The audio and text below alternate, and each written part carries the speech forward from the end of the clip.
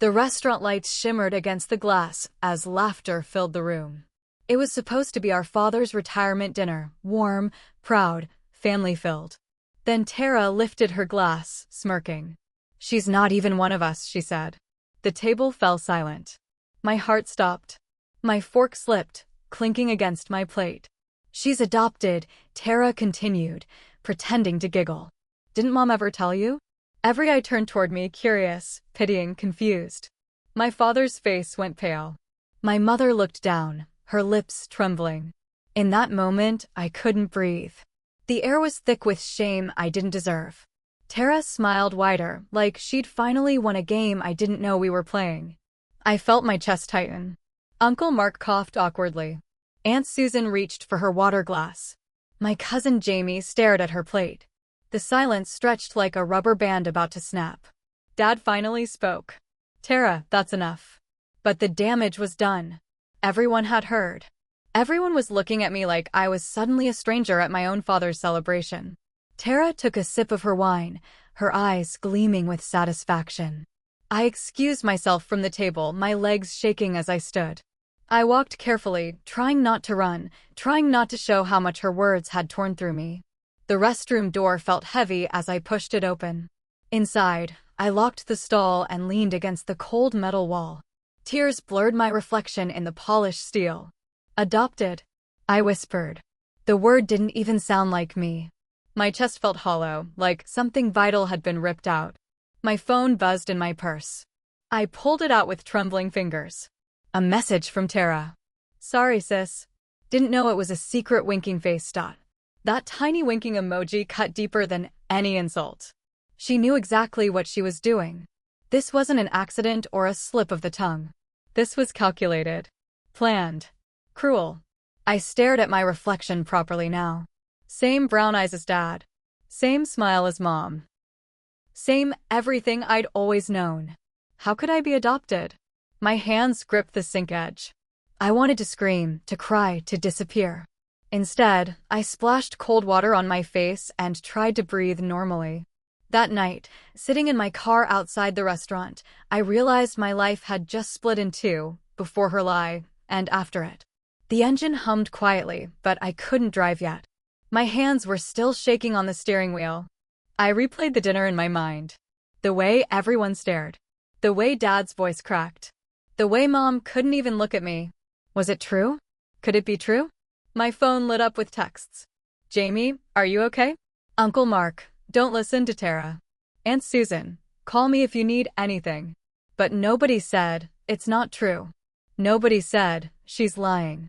They all just offered comfort, like I needed it because something terrible and real had been revealed. I started the car finally, pulling out of the parking lot. The city lights blurred past my windows. I drove on autopilot, my mind racing through every childhood memory, searching for clues I might have missed. Did I look different? Act different? Belong less? The question spun in circles, making me dizzy. By the time I reached my apartment, I knew one thing for certain: I needed answers. My name is Lauren Mitchell. I'm 29, an HR manager in Boston. I've worked for everything I have: my apartment, my career, my peace. I never asked for handouts or special treatment. I earned my place in this world. Tara, my older sister, has always been the golden one. She's loud, magnetic, beautiful, and knows it. When we were kids, she won every competition, earned every compliment, commanded every room. I never minded. I never competed with her.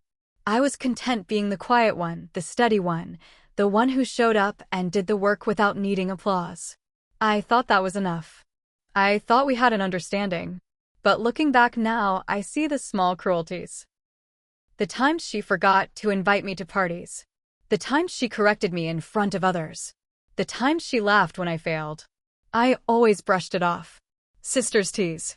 Sisters compete. That's normal, right? Wrong. Tara didn't just compete. She wanted to destroy. And last night, at Dad's retirement dinner, she found the perfect weapon. Whether it was true or not didn't matter to her. She just wanted to watch me fall. The next morning, my father called. His name flashed on my screen, and I almost didn't answer. But I couldn't ignore him. Not Dad. "Lauren, is it true?" His voice cracked, not from disappointment, but confusion. Real, raw confusion. My heart sank. If he was asking, then maybe Tara wasn't completely lying. I don't know, Dad, I said quietly. Is it? A long pause. I heard him breathing, heard the weight of something unsaid pressing down on both of us. We need to talk. Your mother and I, we need to explain some things. Explain what? My voice came out sharper than I intended. Not over the phone. Can you come by this weekend? I wanted to demand answers right then. I wanted to scream, to cry, to know immediately. But I just said, okay. After we hung up, I sat on my couch, staring at nothing. My mother hadn't called. She hadn't texted. She was avoiding me completely. Relatives started messaging awkward questions. Did you know? Are you okay? Why didn't anyone tell us? Overnight, I became the family secret. The thing everyone whispered about but nobody addressed directly. Monday came too quickly. I dragged myself to work, barely sleeping over the weekend. The office felt different somehow, like the walls knew my secret shame. Then I saw her. Tara worked in the same company, different department. She strutted past my desk like a queen in her territory, her heels clicking against the floor with confidence I used to admire. You okay, sis? She asked sweetly, stopping at my cubicle. You looked so emotional the other night. Maybe family stuff isn't really your thing. Her smile was poison wrapped in sugar. She wanted me to react, to explode, to give her ammunition for another attack. I looked up at her calmly. I'm fine. Really? Because Mom said you haven't called her back. I'll talk to her when I'm ready. Tara's smile faltered for just a second. She expected tears, anger, something messy. Instead, I gave her nothing. Well, she said, adjusting her designer purse, if you need to talk about your situation. I'm here. She walked away before I could respond. That was the moment I decided I wouldn't react. I'd outthink her. Whatever game she was playing, I'd play it better. Something about the dinner replayed in my mind constantly. The way Mom froze when Tara spoke. The way Dad didn't immediately deny it. The way Tara's timing was so deliberate right in the middle of a family celebration, maximum audience, maximum damage. Why that night?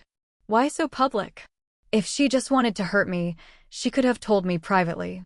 But no, she wanted everyone to see. She wanted witnesses to my humiliation. I thought about our childhood. Tara always got the bigger birthday parties, the nicer clothes, the better opportunities. But I never felt unloved. Mom and Dad treated us equally, or so I thought. Now I wondered, were there signs I missed?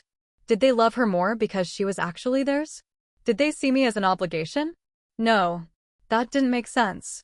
Dad's eyes always lit up when I walked into a room. Mom braided my hair every Sunday morning until I was 12. They chose me if I was adopted. They wanted me. But Tara was different. She always seemed to need more attention, more validation, more proof that she was loved. What if she was the one who felt like an outsider? I ordered the DNA test kit online. It arrived 3 days later in discreet packaging. I held the box in my hands, staring at it like it might explode. Not because I believed Tara, but because I needed answers. Real ones. Concrete proof that would end this nightmare one way or another. I read the instructions twice. Spit into the tube, seal it, register online, mail it back. Simple. Clinical. Terrifying. I did it in my bathroom, alone at night. I spat into the tube until I reached the fill line, capped it, shook it to mix with the preservative liquid. My hands trembled as I sealed the envelope. The next morning, I dropped it in a mailbox on my way to work. The metal door clanged shut, and I felt a strange sense of finality. There was no taking it back now. The website said results would take 4 to 6 weeks. 6 weeks of waiting, wondering, slowly going insane. I tried to focus on work, on my routine, on anything normal. But every quiet moment, my mind drifted back to that box traveling through the mail system, carrying answers I wasn't sure I wanted. During those weeks, no one called. The family group chat that usually buzzed with photos and plans went completely silent. It was like I'd been erased overnight. I'd scroll through, seeing the read receipts. Everyone saw my messages, but nobody responded. Not even Jamie, who I'd always been close with. Tara, on the other hand, posted constantly on social media. Smiling photos at restaurants, beach trips, brunch with friends. Each one captioned with something pointed. Sisters by choice, not by blood red heart. Real family knows who belongs. DNA doesn't make family, loyalty does. Every post felt like a knife. She was rewriting the narrative, making herself the victim, the loyal daughter, the real Mitchell. And I was becoming the imposter. I stopped checking her profiles, but friends would send me screenshots. "Did you see this?" they'd ask. "Is she serious?" Yes. She was deadly serious. Work became my only escape. I threw myself into projects, stayed late, volunteered for extra assignments. If I kept moving, I didn't have time to think about the test results slowly making their way through some laboratory. But at night, alone in my apartment, the silence was deafening. Then the email came. I was reviewing reports at my desk when the notification pinned. Subject: Important company announcement. I clicked it open, already feeling the dread settling in my stomach. We're pleased to announce Tara Mitchell as our new HR team lead, effective immediately. I read it 3 times. The promotion. The one I had trained for. The one I'd been quietly promised by my manager 6 months ago. The one I'd worked weekends and late nights to earn. Gone. Given to Tara. My hands clenched into fists. I looked around the office. People were reading the same email, glancing between their screens and my desk. Some looked sympathetic. Others looked relieved they weren't me. 20 minutes later, Tara appeared at my cubicle.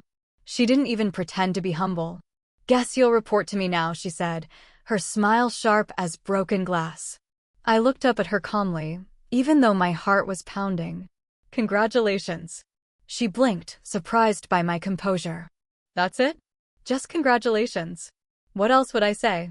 She leaned closer. "I know you wanted this position. But honestly, Lauren, they need someone with strong family values in leadership. Someone rooted. You understand." The implication was clear. I wasn't rooted. I didn't belong. I was adopted, therefore lesser. That night, I sat in my car outside the office building, gripping the steering wheel until my knuckles turned white. The parking lot was nearly empty, just a few scattered vehicles under the yellow lights. I wanted to scream. I wanted to cry. I wanted to march back inside and tell everyone exactly what Tara had done to me, how she'd humiliated me, how she'd poisoned my family against me. But I didn't. Instead, I sat there breathing slowly, forcing myself to think clearly. Tara had power now. She had the position, the family's support, the narrative. If I exploded, I'd only prove her right. That I was emotional, unstable, unfit for leadership. So I whispered into the empty car, "Not yet. Not yet, but soon." I'd wait for the DNA results. I'd gather evidence of her incompetence. I'd be patient, strategic, calm. Tara thought she'd won. She thought I'd crumble under the weight of her cruelty. But she'd made one critical mistake. She'd underestimated me. I started the car and drove home, my mind already working through possibilities. If the DNA test proved I was adopted, fine.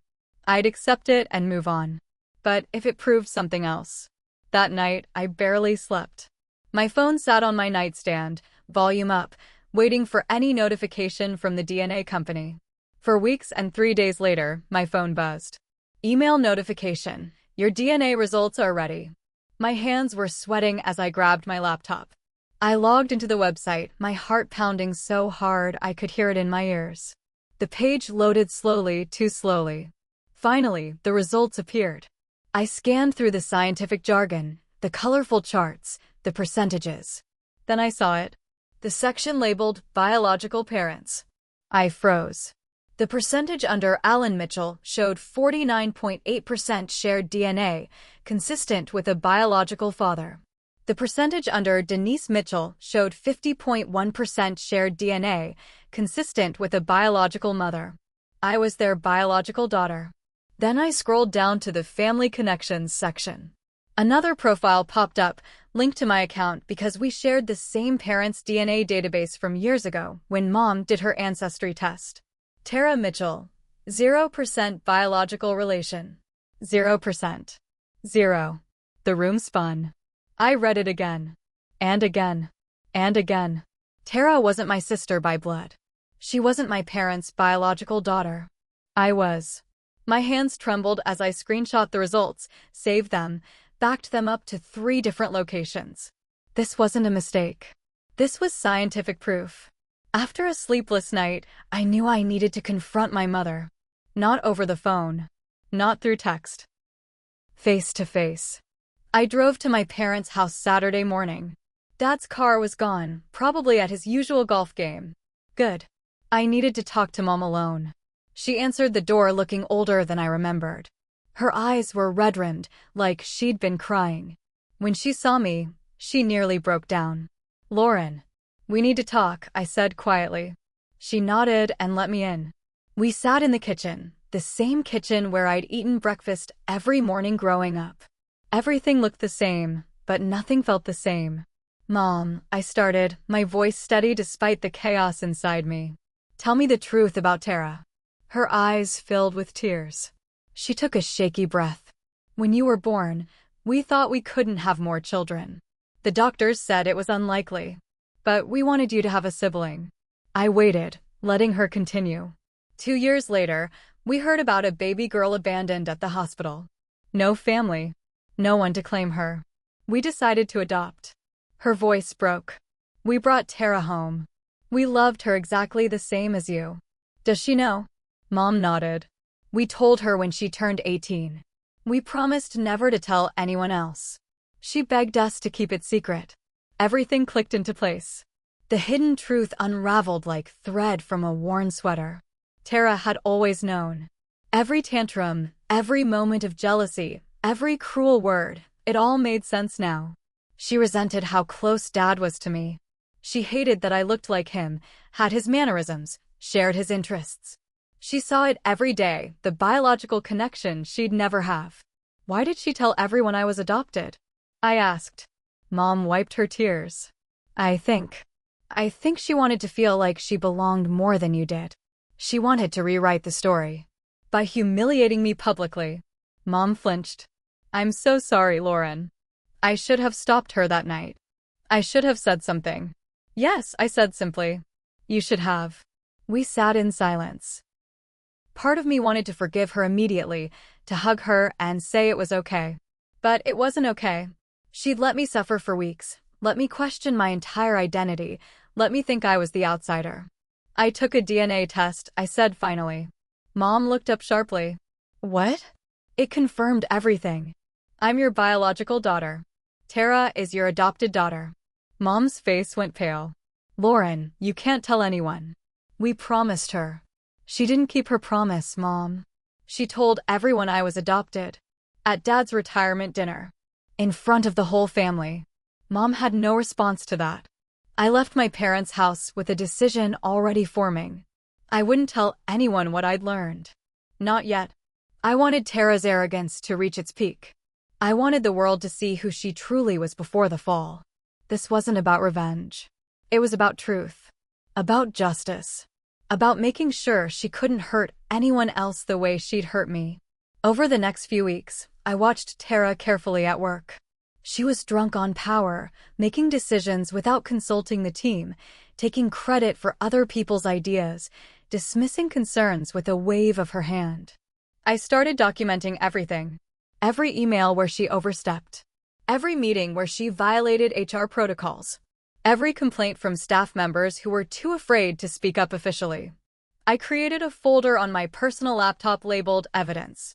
Inside were screenshots, forwarded emails, recorded timestamps of policy violations. Nothing illegal, just careful, thorough documentation of her professional misconduct. At family gatherings, I stayed quiet. Let Tara talk. Let her boast about her promotion, her authority, her success. Let her think she'd won completely. But I was building a case, brick by brick. And when the time came, it would be unshakable.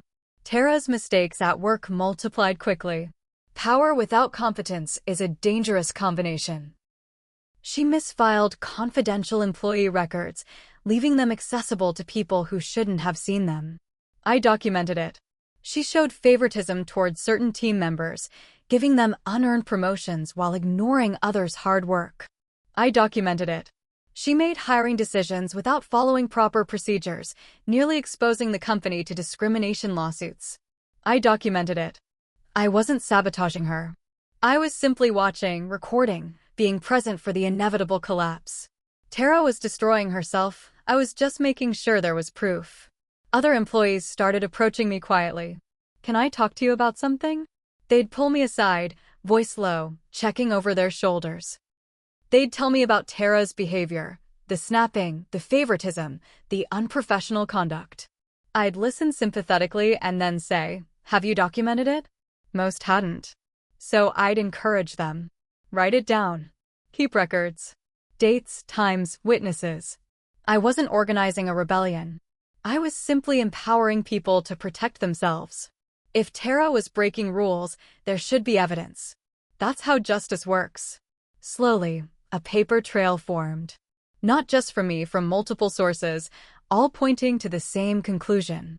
Tara's ego exploded with her new title. She walked through the office like she owned it, speaking to people, even senior staff, with barely concealed contempt. In one meeting, she interrupted our CFO mid-sentence. "That's not how modern HR works," she said dismissively. "Maybe it's time for some fresh perspectives in leadership." The room went silent.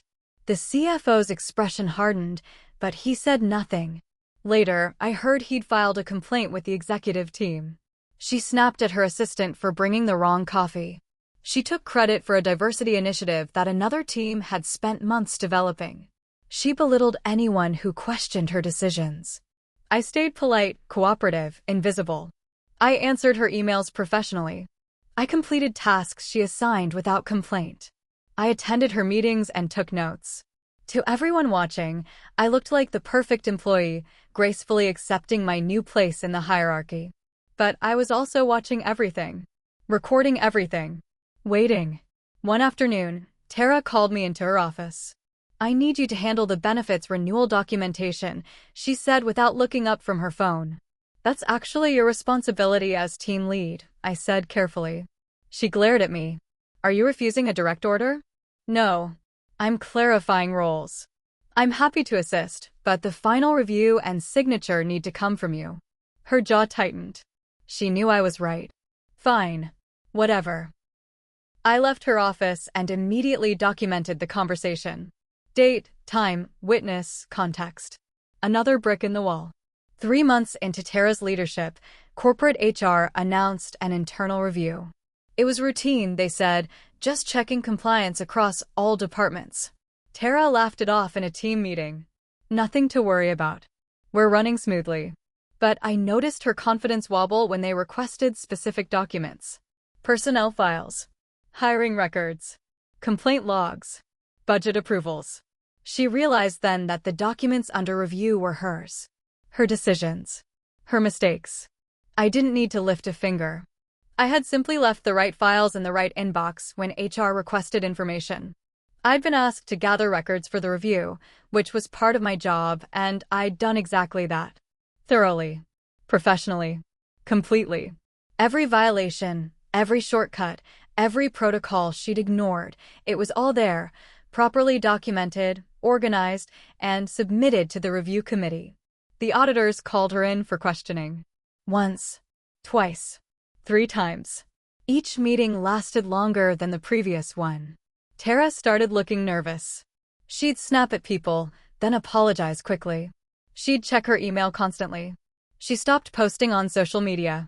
Around the office, whispers started. "Did you hear Tara's under investigation? I heard they found some issues with her hiring practices. Someone said she might be suspended." I said nothing. I just kept working, head down, professional as always. Mom's birthday arrived 3 months after the DNA bombshell. The family gathered again, awkward, tense, but together. Nobody had fully addressed what happened at Dad's retirement dinner. We'd all just moved forward uncomfortably. Tara arrived late, making an entrance. She wore an expensive dress and carried herself with forced confidence. But I could see the cracks, the tightness around her eyes, the way her smile didn't quite reach them. During dinner, She tried to dominate the conversation, talking about work, her responsibilities, her importance. "I just finished reorganizing the entire HR structure," she said proudly. "It's going to revolutionize how we operate." Uncle Mark nodded politely. Aunt Susan forced a smile. Dad looked uncomfortable. Then Tara raised her glass. "I want to toast to family. To the people who matter. To real connections." That last phrase was aimed at me. I felt everyone's eyes shift in my direction. I smiled softly and said, "Before we toast, I have something to share too."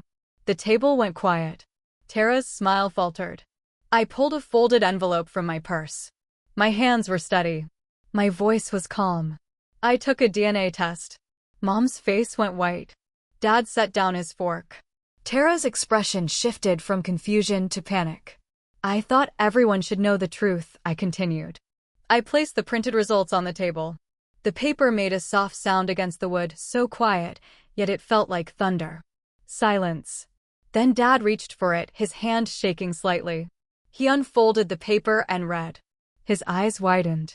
"Tara Mitchell, 0% biological relation to Alan and Denise Mitchell," he read aloud quietly. "Lauren Mitchell, 99.9% biological child of Alan and Denise Mitchell." The air went still.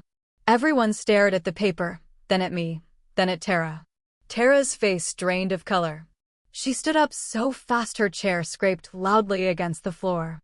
"You're lying," she whispered, but her voice cracked. "It's from a certified DNA testing company," I said calmly. "The same one you probably hoped I'd never use." Uncle Mark picked up the paper, scanning it. Aunt Susan leaned over to read. Jamie's mouth hung open. Mom broke down. Tears streamed down her face as she covered her mouth with both hands. "She knew," Mom said through tears, looking at Tara. "We told her when she turned 18. She's known for years that she was adopted." The revelation hit everyone like a wave. The retirement dinner. The public humiliation. The adoption announcement. It had all been a lie, Tara's lie.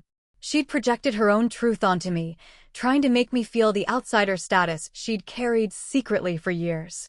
"You promised," Tara said to Mom, her voice breaking. "You promised never to tell anyone." "You broke that promise first," I said quietly. "At Dad's retirement dinner. In front of everyone. You told them I was adopted when you knew it was you." Tara's eyes filled with tears, but they weren't tears of remorse. They were tears of humiliation. She'd been exposed, and she couldn't spin this. I wanted. She struggled for words. "You wanted what?" Dad asked, his voice harder than I'd ever heard it. "You wanted to humiliate your sister? You wanted to make her feel like she didn't belong. She always had more." Tara shouted suddenly. "You loved her more. She looked like you. She acted like you. I was always the outsider. We adopted you because we wanted you," Mom said through her tears. "We chose you, Tara. That should have been enough." But it wasn't enough. It had never been enough for her. The family sat in stunned silence. The truth had shattered the careful facade we'd all maintained. Tara, the golden child, the successful one, the leader, all of it built on lies and insecurity. She grabbed her purse and rushed out of the house. The door slammed behind her, echoing through the quiet rooms. Nobody went after her. By Monday morning, word had spread. I don't know who told whom, but somehow people at work knew. Maybe it was a family member who worked at the company. Maybe it was Tara herself, in a moment of emotional vulnerability. Either way, whispers followed me through the office. But this time, they weren't pitying. They were curious, supportive, even admiring. HR called Tara in for a meeting at 10 a.m. She didn't return to her desk afterward. At 2 p.m., the email came. "Tara Mitchell has been placed on immediate administrative leave pending investigation into multiple HR violations." I didn't celebrate. I didn't even smile. I just kept working the same way I always had. The documentation I'd quietly provided during the audit had revealed a pattern of misconduct, favoritism, policy violations, poor judgment, unprofessional behavior. Combined with the emotional instability she'd displayed recently, the company had no choice but to act. My manager approached my desk later that afternoon. "Lauren, can we talk?" In his office, he looked uncomfortable. I know the past few months have been difficult. I want you to know that your professionalism hasn't gone unnoticed. I nodded, saying nothing. We're going to need someone to step into the team lead role temporarily. Someone we can trust. Someone competent. He looked at me meaningfully. I'd be honored, I said simply. 2 weeks later, the official announcement came. Tara Mitchell's employment had been terminated. No reference. No severance beyond the legal minimum. Her reputation within the company gone. I heard through Jamie that Tara had stopped answering family calls. Mom tried to reach out, but Tara refused to talk. Dad sent messages that went unread. Even Aunt Susan, who'd always favored Tara, kept her distance. The lie had been too public, too cruel. Tara had burned bridges she'd never be able to rebuild. I felt a strange mixture of emotions. Relief, yes.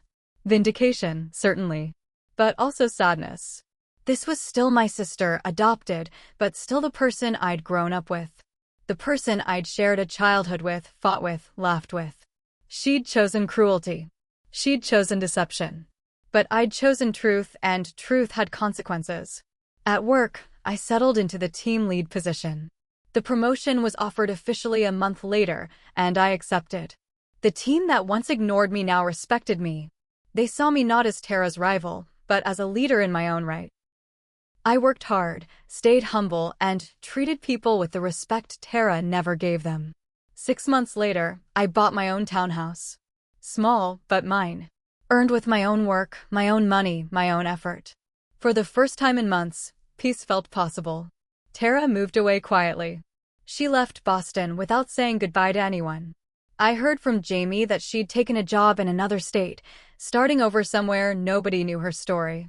Part of me hoped she'd find peace. Part of me hoped she'd learn from what happened. But mostly, I just hoped she'd leave me alone. Mom and Dad struggled with guilt. They blamed themselves for not handling the adoption better, for keeping secrets, for not seeing Tara's pain earlier. We should have gotten her therapy, Mom said one evening when I visited. We should have helped her process being adopted. You gave her everything, I said gently. You loved her. That's what parents do. She made her own choices. Dad nodded slowly. You're right. But it still hurts. I know. We rebuilt slowly. Family dinners became easier. The awkwardness faded. People stopped walking on eggshells around me. Uncle Mark even joked at Thanksgiving, Lauren, I always knew you were Alan's kid. You have his terrible sense of humor. Everyone laughed, and it felt normal. Real. Like family should feel. One night, I found the old DNA report in my drawer while organizing files. I looked at it for a long time, the percentages, the charts, the scientific proof of who I was. Then I smiled and whispered to myself, truth doesn't need revenge, it exposes itself. Today, I'm the HR director at my company. I earned the promotion through hard work, integrity, and consistency. The same values I'd always held, even when Tara tried to destroy them. I still think about her sometimes. Wonder if she's happy, if she's found peace, if she regrets what she did. But I don't dwell on it. Her journey is hers to walk. Mine is different. Mine is about building, creating, helping others find their place in the world. I mentor young professionals, especially those who feel overlooked or underestimated. I make sure they know their worth isn't defined by others' opinions. Mom and Dad are proud. They tell me often, even though I don't need to hear it anymore. I know who I am. I know where I belong. I keep the DNA results in a safety deposit box now, not because I need them, but because they're a reminder. A reminder that truth matters. That patience wins. That quiet strength is often the most powerful force. Sometimes people ask me if I regret how everything happened. If I wish I'd handled it differently. My answer is always the same. No. Because the truth set me free. Tara tried to make me question my identity, my worth, my place in my own family. She wanted me to feel like an outsider, the way she'd always felt. But in the end, the truth didn't just prove who I was, it revealed who she was. And that revelation changed everything. I closed my laptop, looking out my office window at the city below. Somewhere out there, Tara is living her life. I hope she finds whatever she's searching for. But me? I've already found it. Home isn't about blood or DNA or biological connections. It's about truth, love, and knowing exactly where you belong. And I belong right here.